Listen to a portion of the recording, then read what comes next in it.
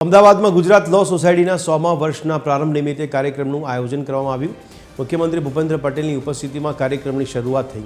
શતાબ્દી મહોત્સવમાં સુધીર નાણાવટી સહિતના મહાનુભાવો અને વિદ્યાર્થીઓ ઉપસ્થિત રહ્યા। તો જીએલએસની લાંબી યાત્રા દર્શાવતા મ્યુઝિયમનું ઉદ્ઘાટન અને સેન્ટેનરી લોગોનું અનાવરણ કરવામાં આવ્યું।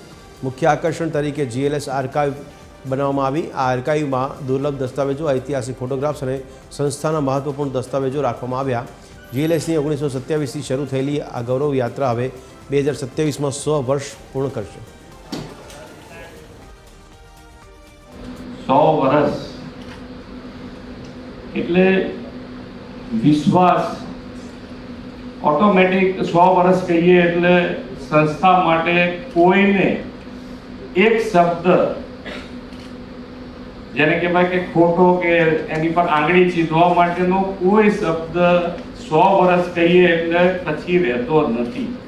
નાણાવટીજી કહેતા હતા એમ કે ઘણા બધા મેજિસ્ટ્રેટ, વકીલો, હાઈકોર્ટના વકીલો બધા જ અહીંયાથી પાસ થઈ ગયેલા છે। અમારા અમિતભાઈ પણ અહીંયાથી પાસ થઈને રાજકારણમાં આવ્યા છે।